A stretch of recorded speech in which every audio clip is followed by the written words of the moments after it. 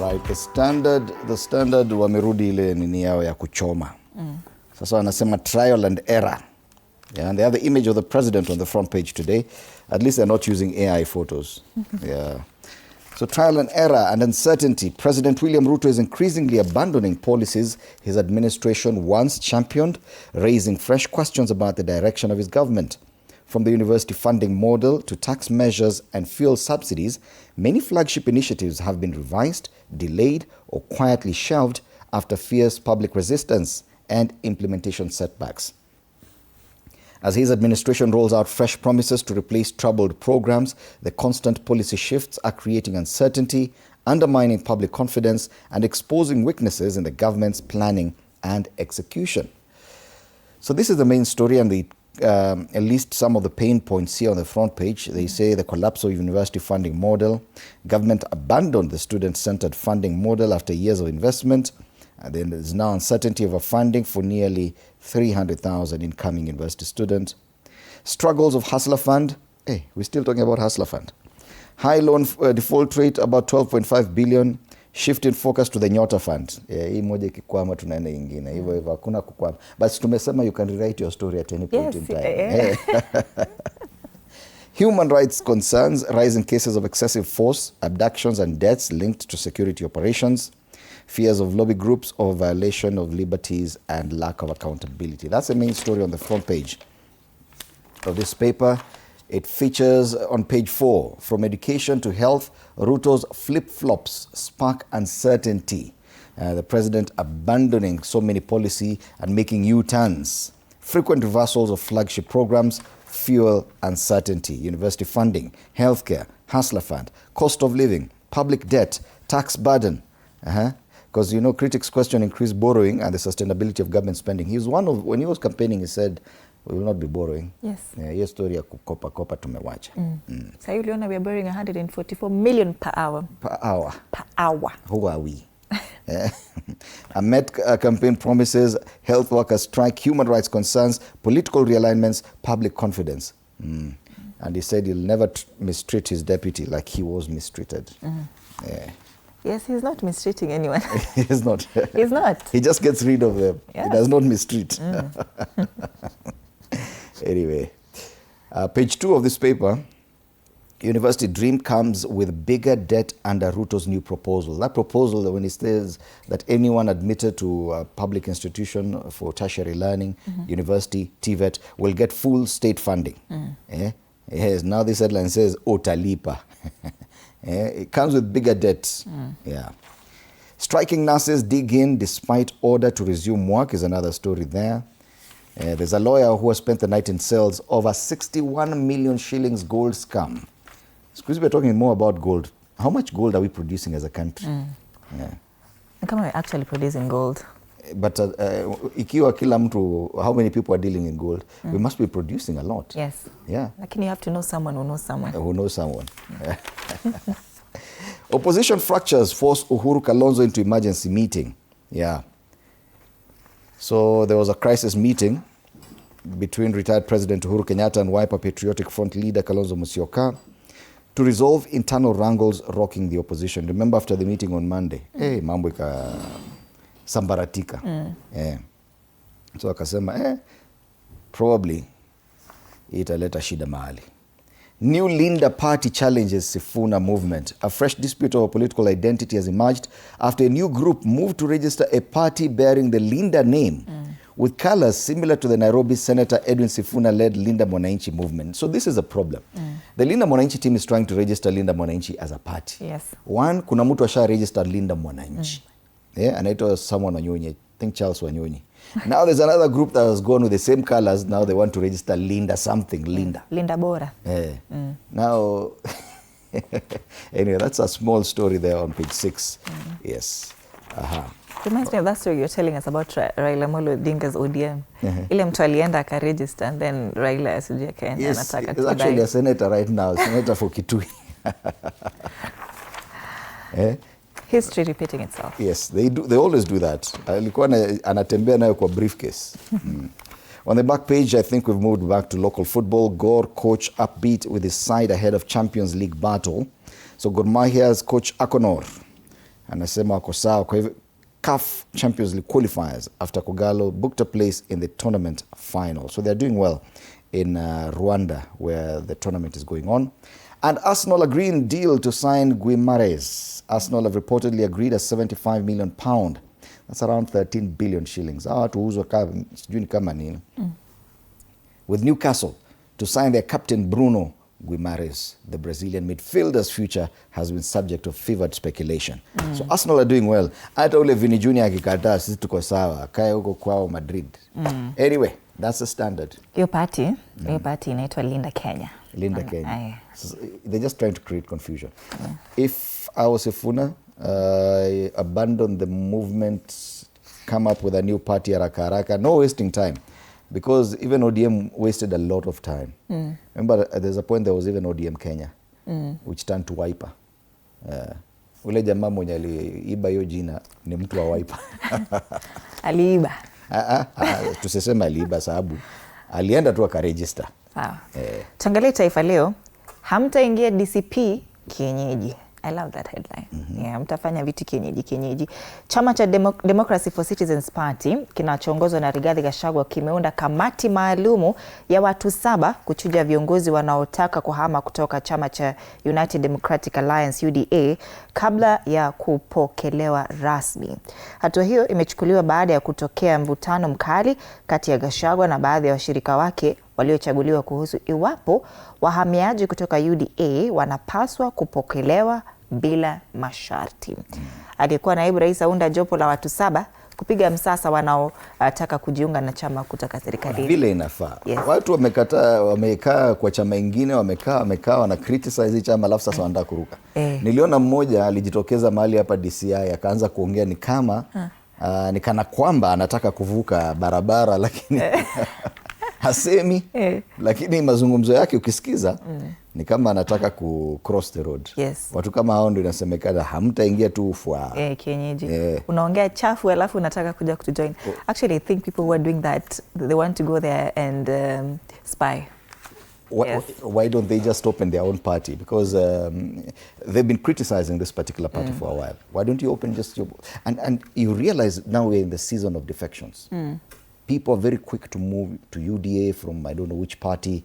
People are moving to DCP from another party. And then some small parties which are not even receiving any defectors. Wanataka kazi ifanywe on their behalf. And au consolidate watu. Fanya kazi wewe. Vidokezo zaidi, Ruto na Oburu waandaa kongamano. Rais Ruto na kiongozi wa ODM Oburu Oginga wameitisha kikao cha siku 3 Naivasha. Yes, that's the story on page 2. Yes, wanasema kwamba William Ruto na kiongozi wa ODM wameitisha kikao cha siku 3 kule Naivasha, kitakachowaleta pamoja magavana, manaibu wao na wabunge wanaounga mkono serikali jumuishi. Sasa mkutano huo unafanyika serikali ikikabiliwa na mashambulizi makali ya kisiasa kutoka kwa muungano wa upinzani na vuguvugu la Linda Mwananchi ambalo limeongeza kasi ya kampeni za kuzuia Ruto kupata muhula wa pili. Watumia mfumo wa malipo kula.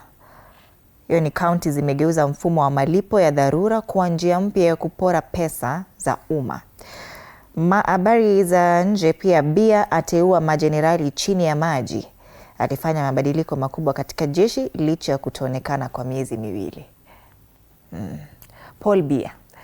Kule juu zaidi, mateso tupu, wauguzi wakikaa ngumu mgomoni. Strike bado inaendelea ya health workers. And that's the Taifa Leo. Tuangazie Daily Nation, habari ni ile Gachagua conditions for Ruto defectors. Caught between hardliners demanding tough terms to admit pro-government politicians seeking to switch loyalties and moderates pushing for a united front in the Mount Kenya region. DCP leader forms a 7-member committee to vet those who want to jump ship, but critics question his motives. Stories on page 4. So many people are eager to, especially after the Ol-Kalou by-elections. Some of them were even campaigning for different candidates. So wale wenye wamefanya kazi for this particular party are wondering, you've just been watching us working hard to popularize this new party. Then now you just want to come and stroll in. Na mpate kiti na ukae. Wewe wacha. I understand them. I really, politics is about loyalty to a certain extent. Yes. Yeah. Big names risk being locked out of former deputy president's party. Yeah. How TSC will score 34,000 teachers for promotions. That's another story on the front page, the main story on page 17. Pale juu, ODM and UDA summon troops for 2027 plan. Remember, they've not even begun talking about coalitions. They still are working within the broad-based arrangement. So this one is for elected governors and other leaders, elected leaders. They come together and see, okay, fine, how are we doing? At least you can see some level of organization in the broad-based arrangement. Yeah. So now they're taking a retreat to discuss this. Meanwhile, on the other side, hey, watu wanasema tu, oh, wewe, you're not the king, oh, you're not this, you're not the other. Rough season for politicians, top politicians facing auction. Yesterday we saw the story about former Murang'a Governor Mwangi wa Iria in the papers. We've been following the story about Raphael Tuju. Mary Wamboi, the owner of this big hotel along Kiambu Road, Eastern Bypass Pier, has been in the news. Swarup Mishra and his hospitals. This is the first time I'm seeing Hezena Lematian, the senator, on this list of top politicians facing auction. The story is on page 7. And on page 7, there are even more pictures of these people. Moses Kuria, Patrick Wainaina, Ferdinand Waititu, Philip Okundi. Very interesting story, Under the Hammer. Yeah. You can read more on that on page 7. Let's take a look at other big headlines. Of course, the music festivals. National Music Festival enters day 4 today at the Kibabii University. Young children there doing very well. Young performers use poems on food, privacy, and technology to enthrall the audience. Lovers of music festivals, something for you there. All right. And judges urge Parliament to enact law regulating DNA testing.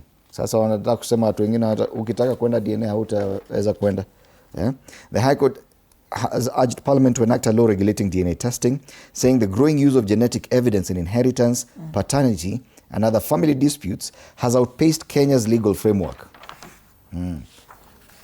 Interesting. Kwa hivyo kabla hiyo regulations ikuje kufungia, enda DNA saa hii mapema. Anaweza kuja kusema hapana, DNA ikubaliwi tena. All right. Okay, that's bad, so. No, there's no law. So we're just speculating what the law, if at all it's made, what it would mean. Imagine if it becomes law. What? DNA kutolewa, that you don't have to do DNA. No. That one people would say no to that. Because watu wamekuwa crafty sana, unfortunately. DNA testing imesaidia watu wengi sana. Hii pesa unafanyia kazi alafu unaenda tu unapoteza bure, hapana, tutaki hiyo. Sekafa kule nyuma, Kagame Cup, Gor Mahia pale wanapiga picha wakipiga tizi. They're heading into the finals. Congratulations to them and wish them all the best. That's the Daily Nation. People Daily, NADCO's executive power push that powerful political players are quietly reviving proposals to expand the executive, setting the stage for a high-stakes battle that could redefine alliances, succession politics, and the 2027 race. This story has been captured on page 7. There's a president, deputy president, prime minister, and then 2 deputy prime ministers. And the official office of the opposition leader, according to NADCO report. This is what some of this was contained in the BBI. NADCO are coming up with the same. Because if you look at all these coalitions, they will need to expand the executive to accommodate the many luminaries, especially the united opposition, if at all they take over government. Even on the other side, fine, deputy party leader, then what happens to the others who are interested in deputy president's position? How do you accommodate them in the government? So I think the conversation will very quickly turn to that and will receive, if at all this goes to Parliament, it can receive inaitwaje ile common support, unanimous support. It's actually former CS Moses Kuria who is pushing for the revival of BBI. Other quick headlines. Battle for Mount Kenya. Parties move to break DCP's grip. Why Kindiki's absence from key state house events is fueling speculation. and inside Arati's current talks that could redraw goosey politics. That's the daily people in politics. Right. Same discussions, political, on the front page of the Star. Ruto strategy to build new 2027 grassroots army of voters. It talks about what he's been doing in State House, Nairobi. Yesterday, he hosted sheikhs and village elders. Walikuwa wengi sana. Juzi was hosting members of the Quakers Church. That's a Friends Church. Today, he'll be hosting members from the security, inaitwaje, private security dockets. Wale hizi security firms, the ones that guards residential estates and businesses. Wale munaitanga wochi. Yeah, soldier. Security guards. So, but they are hosting the... Squeezy ni soldier. Ni soldier. Soldier. But he's not hosting soldiers when he's hosting their leadership. Yeah. So they'll be in studio. They'll be at State House. So that's the president's new strategy to build new 2027 grassroots army of voters. Is it working? And then there's an undated photo here of Kalonzo Musyoka atop a vehicle addressing residents of Makutano in Yatta constituency during a Meet the People tour to solidify his base ahead of next year's general election. We should see more of this. That's what we're saying. Yeah. Yes. Because to be honest, this is a rare photo. In fact, they're not saying when it happened. But we need to see these leaders. If at all you're interested in becoming president, come out. It's only a year now to the next election. We need to see you. We're just seeing President William Ruto and Gachagua and Sifuna. Where are the rest? And so many of them are interested in running for president. Yeah. All right. There's a good story here on the front page. Win for Kenyatta National Hospital nurses as SRC approves higher allowances. So that's good news for those people, yeah? Ni kama hadithi zimeisha. There's a new acting CEO for IBC anaitwa Ruth Kulundu. Yes. And on the back page, history beckons. Gor Mahia in the finals of the Sekafa Kagame Cup. We wish them all the best. That's the stuff. Fresh, independent, different. Grab yourself a copy of this paper for only 60 shillings. Very quickly, Business Daily. Half of state tender winners keep honors details secret. That owners of companies which secured over 57% of tenders in ministries and parastatals kept their identities, addresses and office locations secret in breach of the law, raising fresh concerns over transparency in state contracts.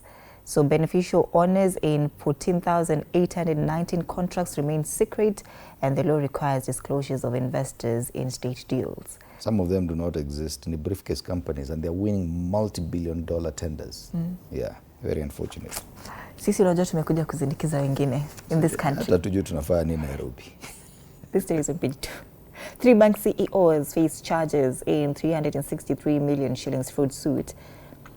Yes, that is another story captured on page 2. On the ticker, cooking oil prices climbed back to highs of the 2022 crisis. Cusco ordered to refund Mahasibu Sacco 489 million shillings. And Karen Langata lead Nairobi suburbs land price growth. That's the Business Daily. All right, from the Business Daily, let's cross over to Uganda. Take a look at the dailies there. Unfortunately, we do not have the Daily Monitor, but we have the front page of the New Vision. It talks about schools defying government timetable in a report, and the Education Ministry has directed action on rebellious head teachers. Wanafanya tu mambo yao vile wanataka. Meanwhile, President Yoweri Museveni is on a working visit to Tanzania and is pictured there. There's a meeting happening in Tanzania, and Kenya is represented there by Deputy President Professor Kithure Kindiki. Crossover to Tanzania, yes, where that meeting is happening. Africa seeks homegrown funds for infrastructure. So President Samia Suluhu Hassan has joined African leaders in calling for the continent to fund its own transformation, urging greater domestic resource mobilization, policy stability, and value addition to close Africa's $100 billion annual infrastructure financing gap and accelerate job, energy ports, and digital connectivity. So amepigwa picha pale na wageni wengi. Gazeti ya Mwananchi, ukuaji sekta ya nyumba waibua hofu ni baada ya kuacha kitendawili, majengo mapya yanaota kama uyoga kila kona, wakati mengine mengi yaliyopo hayana wapangaji. Maswali ya tawala, wachumi wakuna vichwa. Afrika elekeza nguvu kwenye miundo mbinu. Matters Infrastructure, na mkutano huu ambao unahudhuriwa na wengi viongozi wa Afrika, na namwona pale hata kwa hii picha hii namwona naibu wa rais wa Kenya Profesa Kithure Kindiki ameketi hapo karibu na rais wa Tanzania Samia Suluhu Hassan, akiwa na viongozi mbalimbali kwenye mkutano mkuu wa wanahisa wa Afrika na jukwaa la miundombinu Afrika katika kituo cha mikutano cha kimataifa cha Julius Nyerere jijini Dar es Salaam jana. Kenya inakuwa represented pale na naibu wa rais. Hayo ndio magazeti ya humu nchini na katika kanda ya Afrika Mashariki. Turejelea hapa nyumbani tuangazie karakacha. Na tunaanza na gani?